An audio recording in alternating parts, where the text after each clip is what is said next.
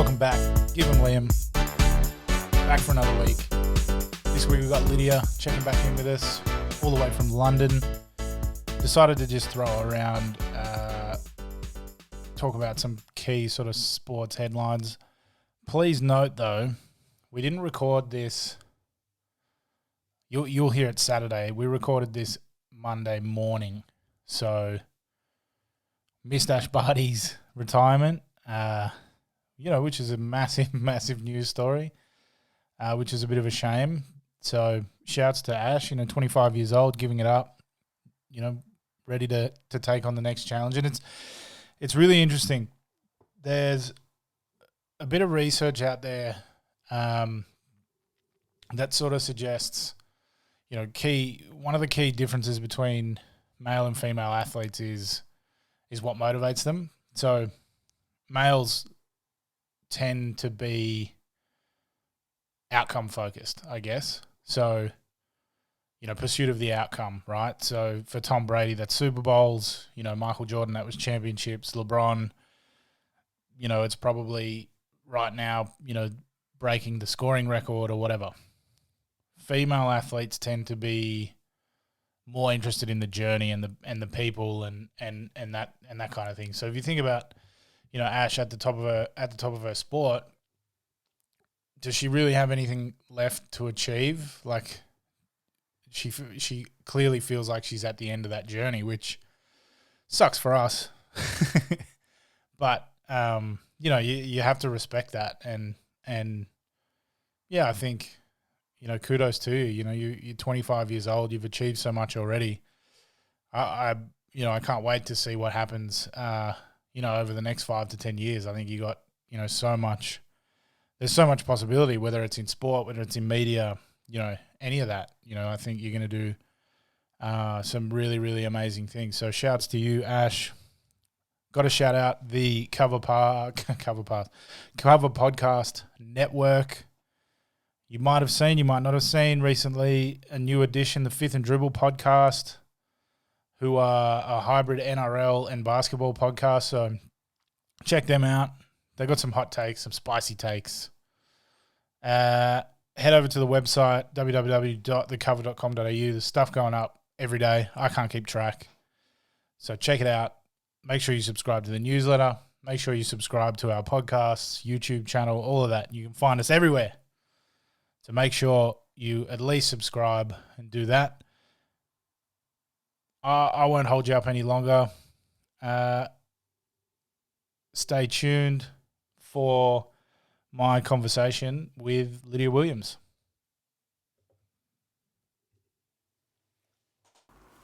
Lydia, thanks for checking in with us again. How are you? How's things? Life is kind of like normal again a little bit over here. It's kind of crazy. Yeah. Has the conflict in Russia had much of an impact on you guys at all? Not directly. Obviously, there's like a few girls that would be playing Russia and have them in their Euro qualifiers and stuff like that.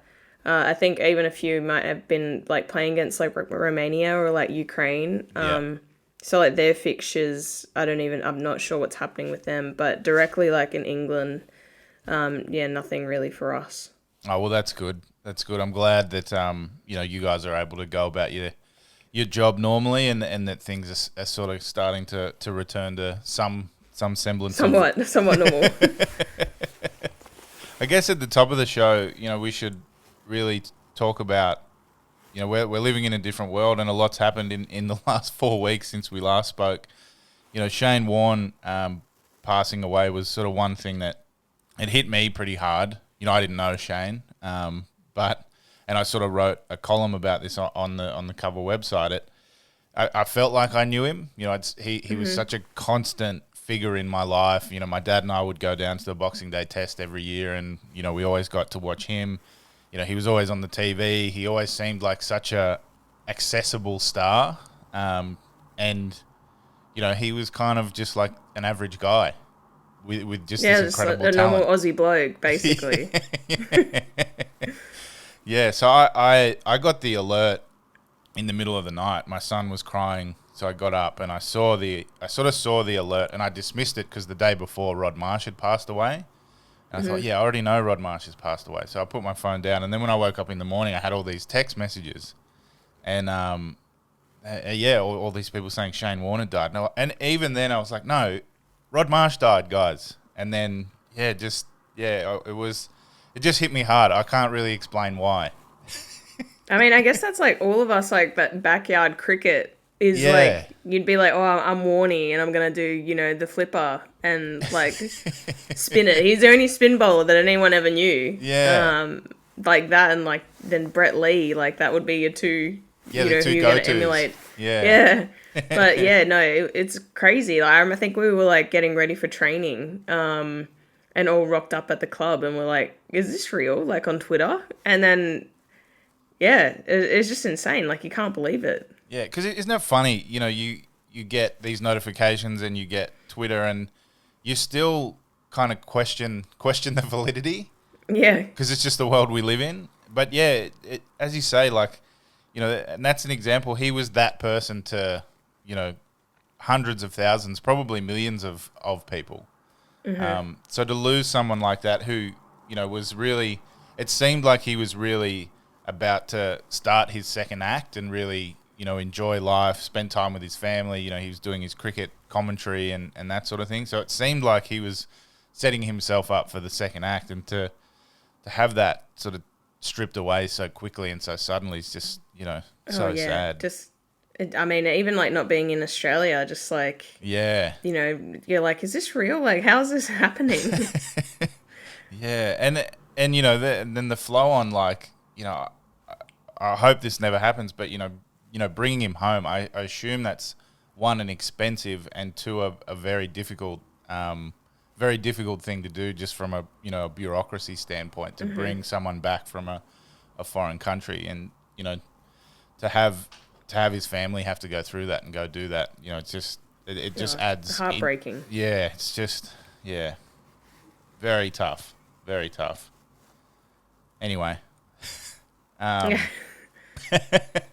maybe move on to some relatively good news. You know, we've seen the US national women's team, or US women's national team, sorry, sort of come up trumps in their lawsuit against the USA Football Federation. You know, what's sort of your take on that, and how that sort of progressed, and you know, where they sort of stand now, noting that there's some work still to do to get a really good outcome. Oh, I mean, like, knowing quite a few of them, played against them and with them throughout like so many years. I mean, they've won, you know, World Cups. They've brought in so many, you know, sellout tickets to games, and, you know, people want to watch them. They have their own clinics. They're well known in America, well known worldwide, and in like women's football. You know, even like going to the ESPYs and that stuff, you know, they're well known in sport. And then to finally kind of get the result that, you know, they're going to get compensated for the win, and then now moving forward it will be, you know, the pay's split equal with the men and the women, and, you know, the revenue and everything. It's just really exciting. I know it's been like, I think, like 4 or 5 years that they've been fighting it, and, you know, that can't be easy with all, you know, the lawyers you bring in, the fees that you pay, the kind of loopholes you have to go through, yet while still being an athlete and, you know, trying to keep your day job, basically. It's just crazy. And then, like, to do it on the back, or I guess at the beginning before they start their season again, in America, I think, you know, it was all just kind of like a knock-on flow effect that, everything worked out for them.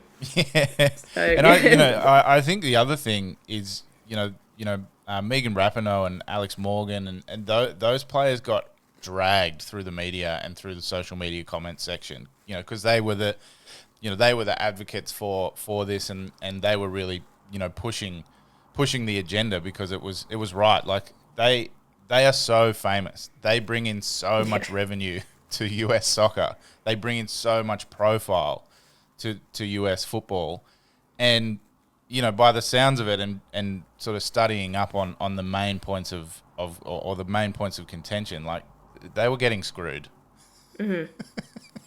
Yeah, I mean, From my it's view. crazy. Yeah. I mean, like, just even hearing, like, the stuff that they've gone through, like, even before this. Yeah. Like, I've had the privilege to kind of listen to a couple older US players, and they used to go to games in, like, hotel shuttle buses. So, like, I mean, they've done it hard as well, and then, like, slowly but surely it's kind of come bigger and better. Yeah. So, yeah, it's not like they've just gone and been like, oh, we want this.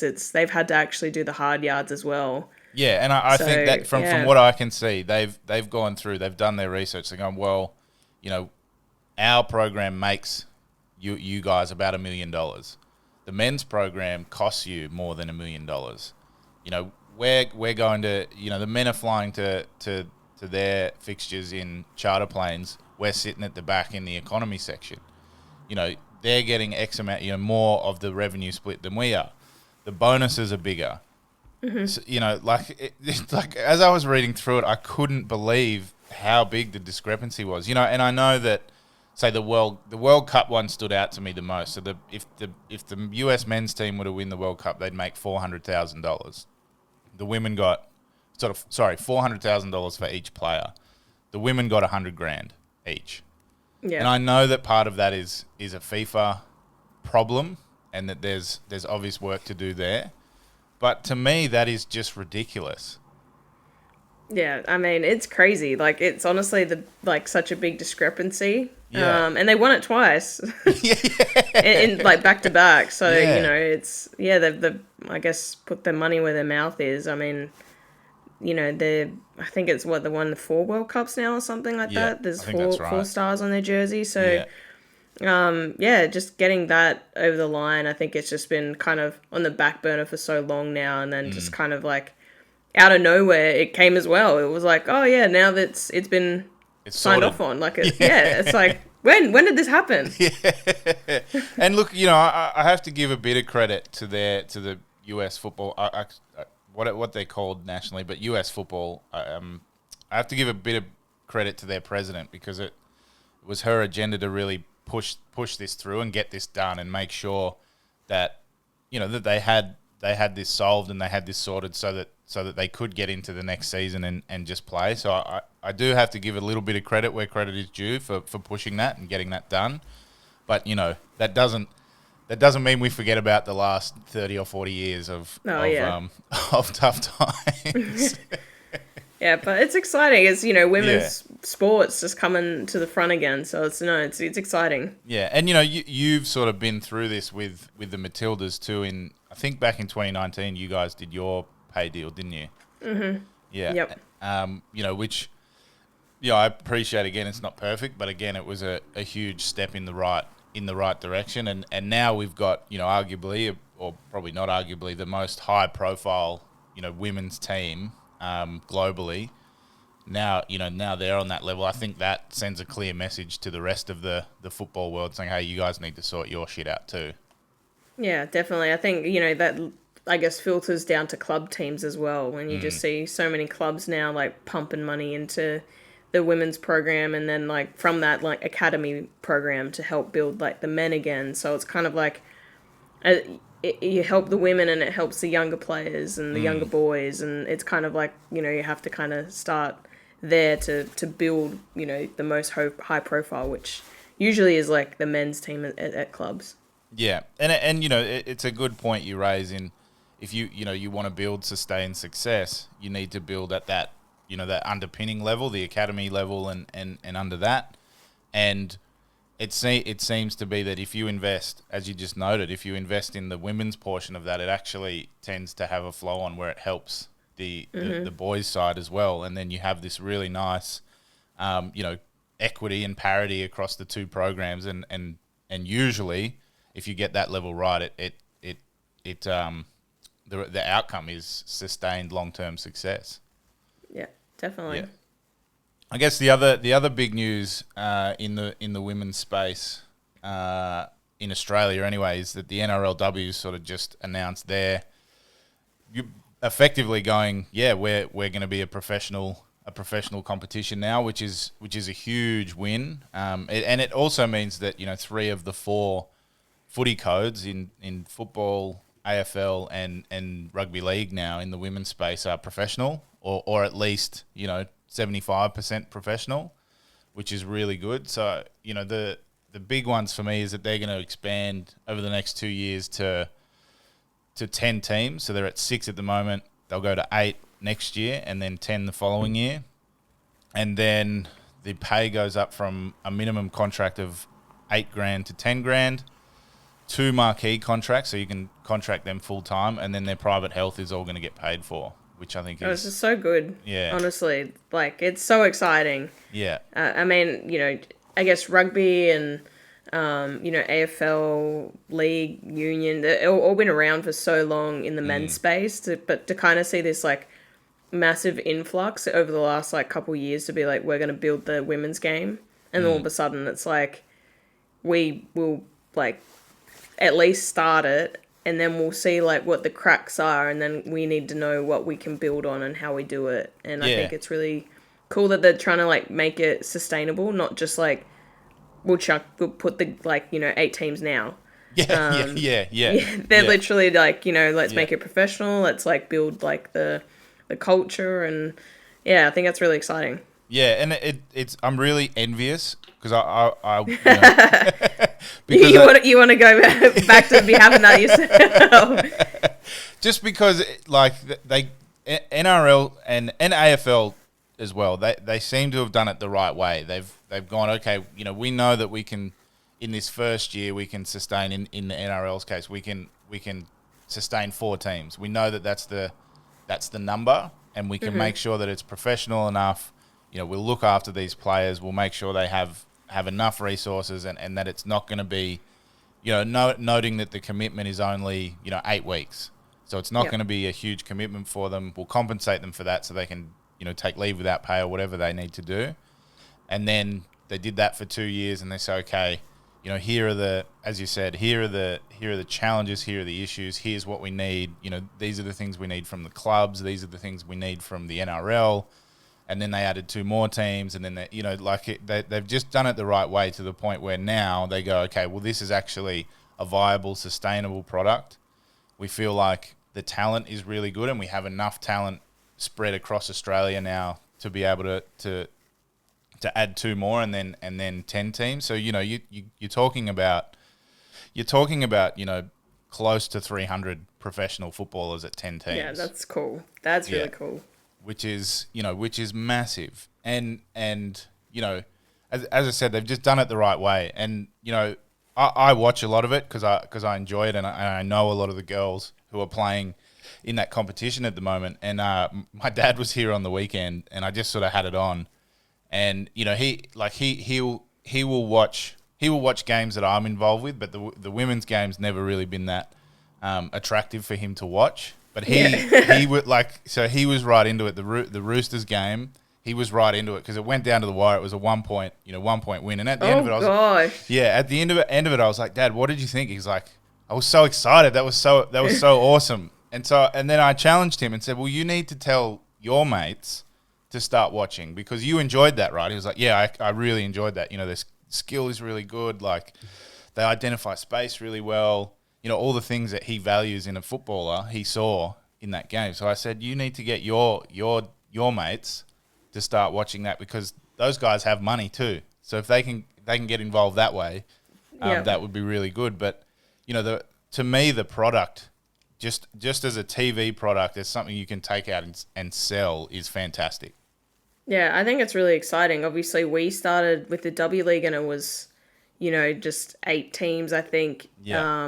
Even it started with like 6, I think. Yeah. I think that's right. I think it was 6. Yeah. Yeah, it literally was just kind of like a round robin competition, and then they saw it worked, and then kind of built from there. Then, I guess like 6 years down the track, then we started attracting, international players, and then all of a sudden, people from America, people from Scandinavia, Brazilians, people started coming over and playing, and it started to build the profile. So that's really exciting to see that, I guess, AFLW and especially now rugby is going to be able to hopefully entice a lot of international people, which then in turn can then help maybe their league to get off the ground and kind of like create this, I guess, worldwide, competition that women can be a part of and actually be professional. Yeah, and the visibility piece is huge. Just the fact that now, young girls can turn on the TV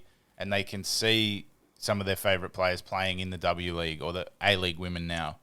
It's amazing. Yeah, they can see, and even in the media now too. There's so many women represented on TV now. Even 5 years ago, the only one I could really think of off the top of my head was Erin Molan.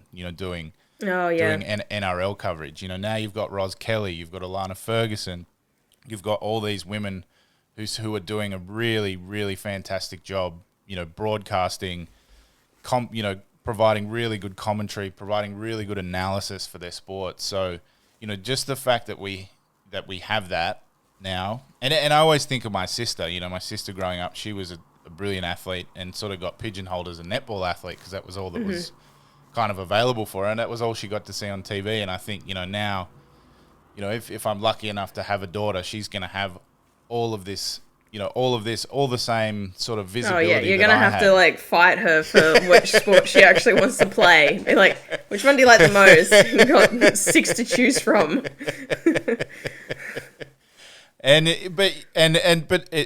It's such a, for me, so as someone who sort of values, values commentary and values, an ability to write and break down footage and present that in a way that's pretty, pretty easy to digest for the casual fan. I see, particularly in the rugby broadcast, the women who come in, Alana Ferguson, Sarah Nguama is another good example. They provide, they come so prepared because I think they feel like they need to. It frustrates me sometimes in the rugby broadcast. Morgan Turanui and Drew Mitchell are ex-players, and they kind of fly by the seat of their pants in a way. Yeah, I get what you mean. Yeah. So and you can hear it's less polished. It's less. It's less prepared. It's more ad hoc. Whereas you listen to Sarah Nguama in particular, and she really breaks it down. She really talks about, some of the maybe more nuanced details, and presents it in a way that if I'm it makes sense to me because I'm a rugby guy, but also for my partner who doesn't understand some of the nuances of the game. Even she's starting to pick up on them because they're broken down in a way that's very easy for her to understand. Which is why it's sort of disappointing to sort of see that story that came out this week about Tom Morris and some of the comments he made about a female colleague. It's just disappointing to see that someone who is a senior journalist, is supposed to be a role model, is clearly not a great guy. Yeah, I mean, all that stuff, I guess you just have to be so careful now. What people hear, what people know, and, comments, even if it's, I don't even know, in private or whatever, it's just, the world is just ready to, it's so sensitive now. And people have rights. Everyone has a right. So really you have to respect every single person and their views and their values and, actually listen to them and not be rude, I guess. Don't. Yeah. So I guess that's it. I mean, it's just brutal. You literally have to, make sure that you take the time to get to know people and respect their values and who they are and how they've grown up, everything, really. And I think, I always liken a broadcast crew, a crew of journalists, even in your, if you're in an office, the team you work with, you guys are a team. And I've always felt as an athlete and now, as a coach that if you get to know, as a coach, if you get to know your players on a personal level, and, you know, people always warn me, don't get too close to the players because it's hard to cut them. It's like, well, it's actually not, for in my view, because if I know them, then I know that I can have a robust discussion with them. Yep. But if I don't, then it's harder for me to do that. So I feel like if you want to produce really good work in anything you do, if you want to be successful, if you want to build capability in your team, you need to, as you just pointed out, you need to get to know them. You need to understand their values. You need to understand their, where they come from and why they are the way they are. And if you put in that time and you put in that effort as a team and as a manager or a coach, you'll get the performances you want. Oh, yeah, 100% agree with that. I think you have to make sure that, you definitely take the time and you learn about people and don't just be like, what you see is what you get. I think everyone has something deeper to offer, and to find out that you don't know about them. And that's only with time, not when everyone's going to be like, hey, guess what? But you didn't know about that. But it also, it's about, as a leader, about, being vulnerable yourself. So, because once you open that sort of door and throw something out there, that leaves you a little bit open, that's where that trust comes from. And I think people can tell if you're disingenuous from a mile away.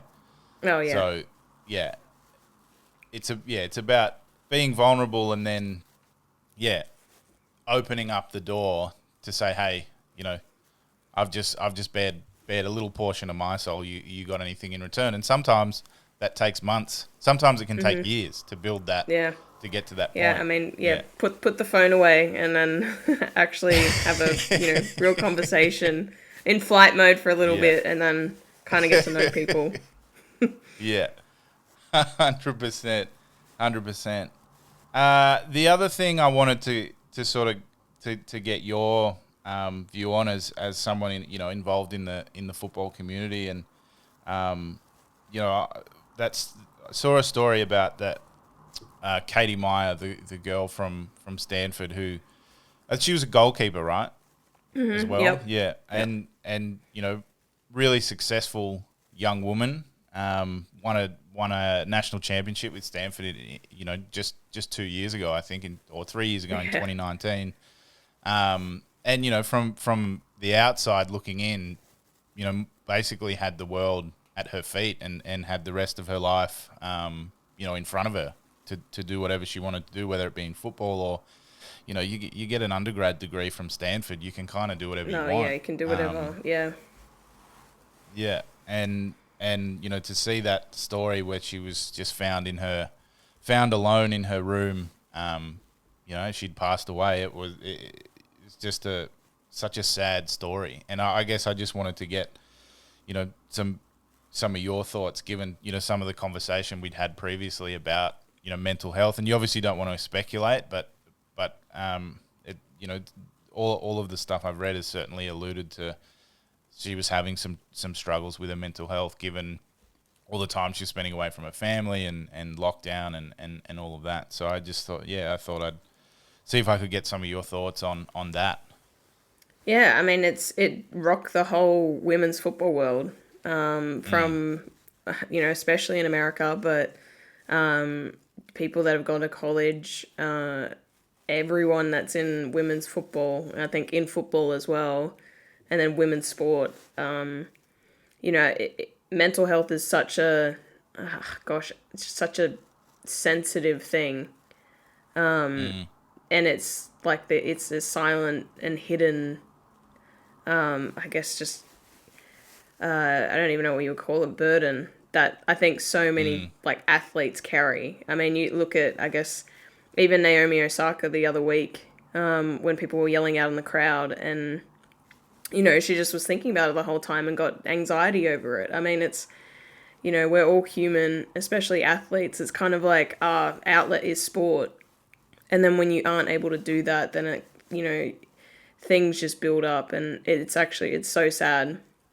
But I guess it highlights, how important, maybe even more important, your mental health is more than your physical health. And I know that NWSL worked really hard. Now they have like a 6 week paid leave if you actually need to, have time off and get help. But yeah, it's just really knowing, I think, yeah, like you said, put the phone down, get to know people. Yeah. And just hope that, they can open up and get help if they actually need it. Because I think, I've been around enough locker rooms now that I think I can generally recognize when someone's struggling, and it's always to me it's always very subtle. It's always it's always things like someone cracks a joke in the locker room and they don't laugh, and then that's like, to me, that's like the first trigger. It's like, oh, okay, and then it's like, the team's going out. We're going to go have dinner, or we're going to go have breakfast after this lifting session, and they're like, oh no, I got to go. And then that happens a couple of times. And so it's always really, really subtle things. But if you're paying attention, I think you can actually catch it and see it. And this happened to me towards the end of my career. I sort of noticed it, and I just sat down next to the guy and I said, hey man, you doing all right? And he just started crying.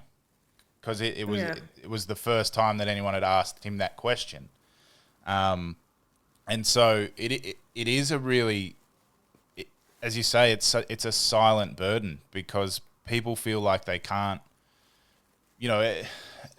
it's almost like they're looking at it through this lens, like I've had all this success, I'm a star athlete and people love me, and I've won all these championships, and I should be happy, but I'm not happy, and I don't know why I'm not happy, and so you get into this negative like loop about I'm ungrateful, or whatever it is, and if you do that for long enough, you can totally lose sight of who you are and what you're trying to do, and the sad reality is that sometimes it all becomes too much. Yeah, it's kind of like, I guess, when you have an injury, like a small injury, and you don't really want to tell anyone, just in case, you lose your position, or, you're not going to play, or you need to have, 2 weeks off, or whatever it is. You kind of just like deal with it. And I think, mental health is a little bit like that, because, to be honest, there's only that many people that have the qualifications to deal with it. Yeah.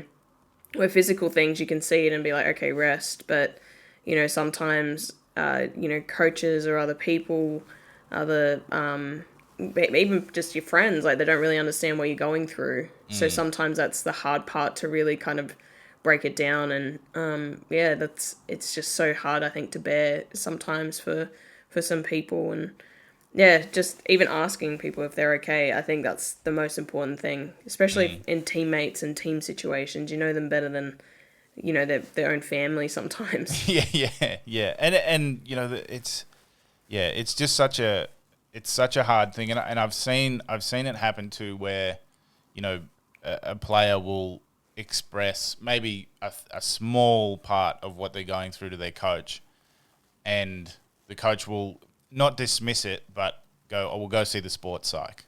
So you're kind of attaching that negative connotation, saying, oh, well, there's something wrong with you, I can't deal with it, you need to go and deal with that. And I've spent a lot of time trying to figure out how to include those conversations. I guess we talk about them as mental skills. Include those sort of conversations as part of the regular rigmarole of training. So you do you lift, you do your skills, you do your conditioning work, but then you also do some mental skills work. And we have a guy that we work with at the University of Canberra. We were lucky the program was embedded there, and he was around, so he sort of put his hand up to do it.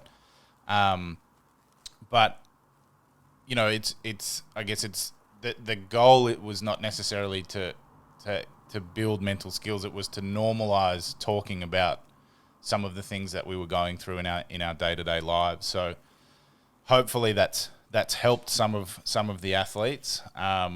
but yeah, I think it's it's a really underrated area in performance, is to think about the mental, because I think that's such a huge part of what you have to do as an athlete. Sometimes there's, and I'm sure you've been through it. There's days where you just don't want to get up. You don't want to go to training, or you don't want to play because you've. You're just like, oh, here we go again. Yeah. Basically, yeah, 100%. So to kind of normalize and normalize that feeling and be able to express it and talk about it and sort of understand why, because there's always a why, right? It's never really that you just woke up and you feel this way. You're always there's always kind of a lead in. There's always, some stuff that's happened or some, whether it's, you're not performing well, or, you're not comfortable with your strength and conditioning, whatever it is, there's always, a bunch of things that sort of lead up to that feeling. So being able to normalize that, I think, particularly in college sports, where you're exclusively dealing with young athletes, and some might not be ready for the spotlight. Yeah. I think that'll go a long way in helping performance, but also sort of just to help normalize and understand that, you're allowed to feel shitty some days. I think it's so funny, like when people first start, they play the sport because they just love it so much. They love everything about it. Almost just learning all these new skills. And then in the peak of it, I guess you're trying to maintain how you continue that with those improvements as well, with the dips and kind of pulling yourself back up. And then I feel like when you kind of go down to, you're going to be retiring soon or whatever it is, you kind of want to go back to where you loved it again. Yeah. And all that kind of pressure, is just oh, I'm done with that. It's just so freeing. And, I guess you just want to be I want to be a kid again, where I'm having so much fun and literally, going back to the bare bones of things. And I think that kind of middle part is the hardest part of all athletes. I completely agree with that. And, the sad thing is that in that middle part, you can lose that love, and it is actually hard to, once you lose it, it's really hard to find it again. You actually need, as you say, you need to go back to where you started and figure out, why did I actually fall in love with this game again? Oh, yeah. That's a hard question, too, to ask yourself sometimes. You're like, why am I doing this again? Yeah, especially after, and we've all been there. We've all had those seasons where you just feel like nothing goes right, either individually or as part of a team. And, you kind of get to the end of that year and you go, well, do I really want to go through this again? Yeah. Oh, gosh, yeah. Preaching to the choir. Anyway, yeah. But look, I think, I think if there is anyone listening who is struggling, please reach out to us. I guess 100%. that's one of the things we can offer as part of this podcast and as part of this media group. There are some cool people who have lots of experience in what you're going through. So if you do feel like you can't reach out to anyone, send us a DM, send us an email, and I promise you one of us will get back to you. I've just signed you up for some counselling, Lydia. Sorry. No, that's fine. I don't mind that. I like asking how people are and making sure that they're okay. Yeah. So you're all good. Just adding to my day. adding more to your. Yeah. I guess moving on a little bit, and I guess this next athlete, he's probably an interesting case study in some of this mental health stuff, because he's talked about it a little bit. Nick Kyrgios, in the media again. I thought it was pretty funny, to be honest, to sort of to call out Yeah. Yeah, I'll get your take I didn't first, mind and it then at I'll all. jump in. It's Nick. Yeah. I'm like, I don't expect anything Yeah. less from him anymore. You know, It doesn't even surprise me. No, and I kind of enjoyed it. Like, you know, calling out a crowd member is always funny to start with. in the middle of a service game, and then to turn around and point to Ben Stiller and be like, "Do I give this dude acting tips? No, shut the hell up." Honestly, that's literally like if you were like in line at like a coffee shop and be like, you know, did you order that? No, that's my drink. Like, you as the other person would be like, I didn't even say anything. And I think that was the funniest bit.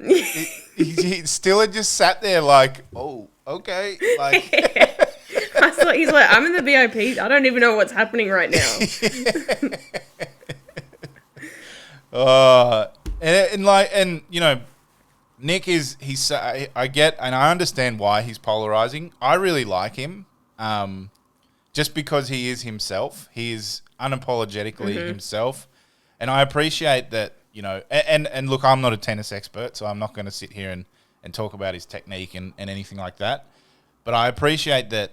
You know, he probably does have some untapped potential, and he probably is, you know, a better tennis player than he is now. But I think, you know, he's openly said tennis is my job, basketball is what I love. Like, yeah. So you know, I have to respect a man who's that self-aware.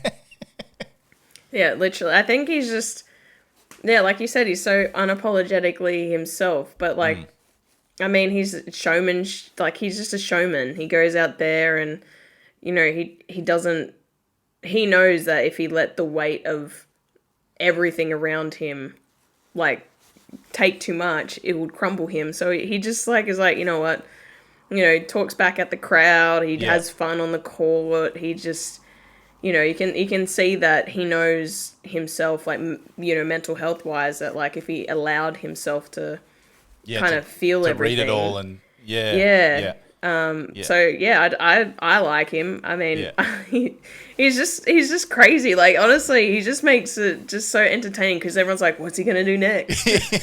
But I mean, I watched the doubles, him and Thanos Kokonakis. Oh it yeah, was so much fun. Like him and Thanos Kokonakis, they made people care about doubles tennis. Like no one's ever cared about doubles tennis. No.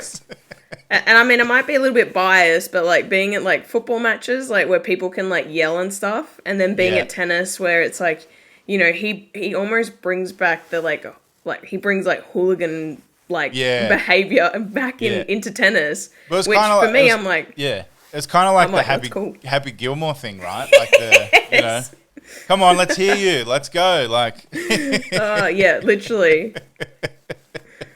Speaking of golf, Happy Gilmore, Cam Smith, another guy who is unapologetically himself. He's such a, you know, he plays with a mullet. Like, he's such an Australian. Like, he won a huge tournament last year, and they said, "Oh, what are you going to do with the money?" He's like, "I'll probably just buy a new fishing rod." Like, no, he's literally just an Australian bloke killing it in golf. I'm like, okay. Yeah. What's going on with the Australians right now? Australians are just like, yeah, you know what, whatever. Everywhere. Yeah. We were in lockdown for 2 years. Yeah, now we're back. Yeah. You thought you got rid of us. We're open to the country again. Watch out. Watch out, world. But you know, like you know, for him, you know, the Players Championship, it's the fifth biggest men's golf tournament. It's not quite a major, but it almost is. I think he took home $3.6 million for winning that, which is just... Gosh, how many rods he's going to buy with that? Probably like... Maybe we'll buy a boat to go with the rod. To go with the rod, yeah. Yeah. But, you know, to me, that's just an ungodly amount of money. Like, I literally can't fathom waking up one morning, playing golf, and then that afternoon there being that many zeros in my bank account. Like, I just can't reconcile it in my head. Honestly, you just think about it, but then you're like, oh yeah, what about all the like 12 years of like hard work? But then you're like, literally just wake up and that's, you know, Reward for your hard work. And, this is the thing. So the other thing he gets is a 3-year major exemption, so he can play in all the big tournaments for 3 years. And he also gets a 5-year tour exemption. So no matter how poorly the next 5 years goes, he's got a seat. He's got a position on the PGA Tour. And I think, as you just mentioned, before we get to winning major tournaments, there's 12 years of turmoil where you're driving from some Bakersfield to some shitty course in Ohio to take home 10 grand so you can pay for your flight to the next tournament.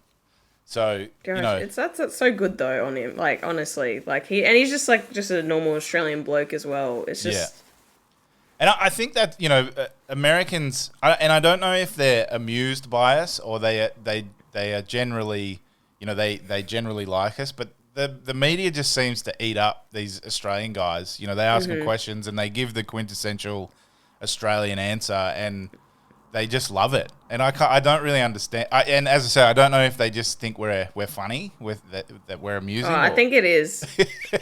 The amount of times I go over there and I just say no, and then they're like, no, and then try and say it, and then that was it for like 10 minutes. They'd be trying to say no.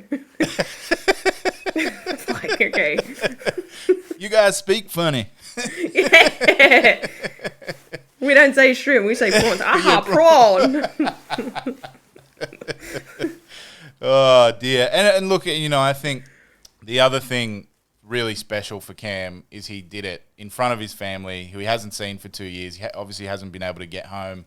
They haven't been able to get across to see him. So to do that, after 2 years of not seeing your family, and to play as well as he did in that final round in front of his near and dear is pretty special moment. Oh, that's the magic ticket right there. Yeah. As soon as your family and friends come, it's something else. Yeah. And I can certainly speak to my experience playing overseas. When my dad would come and watch me, I felt like I'd grow an extra arm and an extra leg because you just get that boost. Yeah. It's like being a kid again.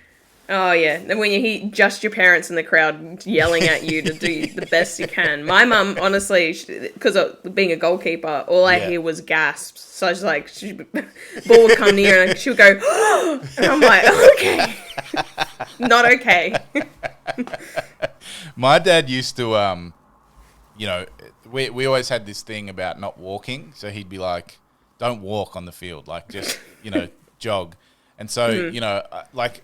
Even at the back end of my career, and he was nowhere to be seen. I was playing, overseas, and I'd go to walk, and I'd hear him, like, in the back of my head, like, walk! I'm like, oh, God, sorry. God, no.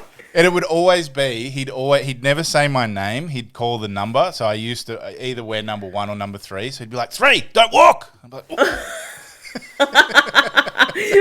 oh, no. Oh, dear. I don't know what's worse, that or the gasping. Yeah.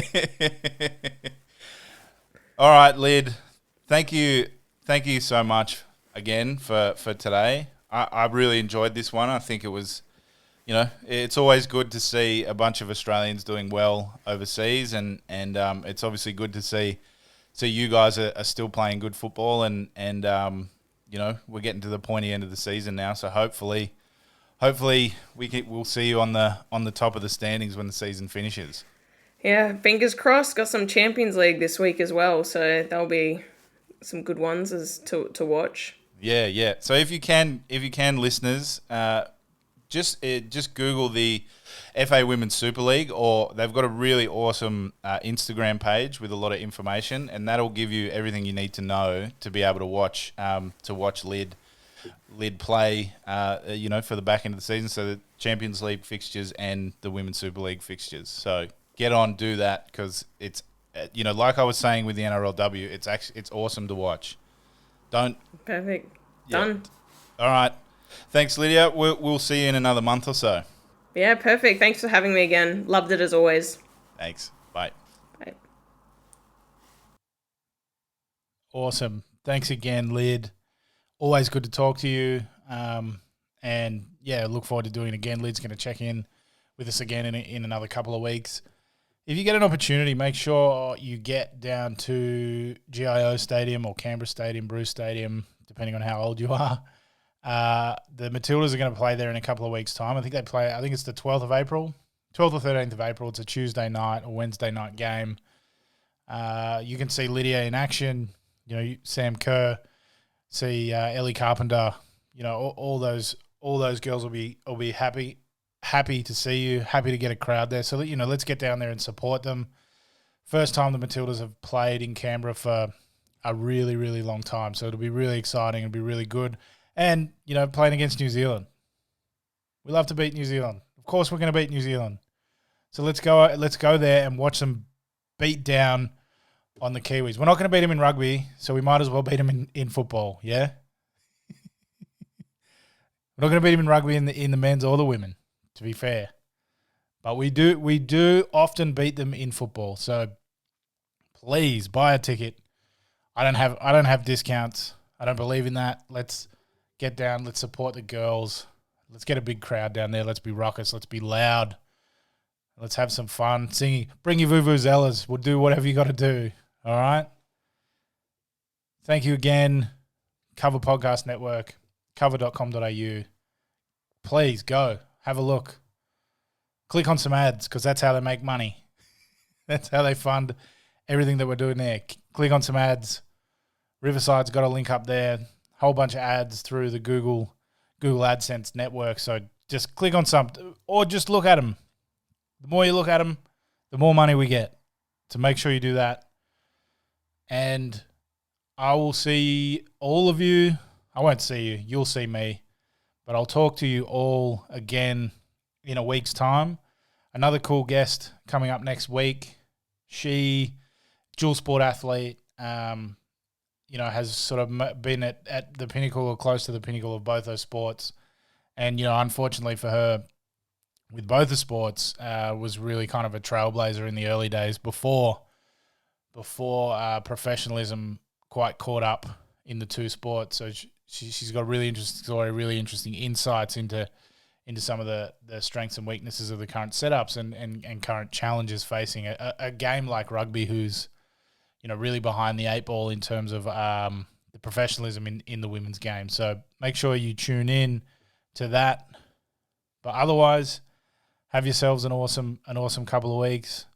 I do want to address one thing quickly in the podcast that you might have heard. Honestly, if anyone is really struggling with anything, reach out, DM me, DM Lydia, DM the cover, DM the podcast page, whatever you got to do. Give them Liam, because I think it's really important. I appreciate sometimes you feel like you can't reach out to people around you, or you feel like they're not going to understand. I promise you they will. But if you feel like that, reach out, because we've got a huge wealth of people in our network and throughout our web of people that they've all probably gone through what you're going through, or some version of what you're going through. So one, they can relate, and two, they can be there to kind of help and work you through it. So please reach out. Don't feel like you're burdening us, because I think as content creators, as people in the media, that's kind of one thing that we can do. We do have a platform, so to be able to call out and offer some support, I think it's the least we can do. So please do it if you can. Last resort, whatever it is, please reach out.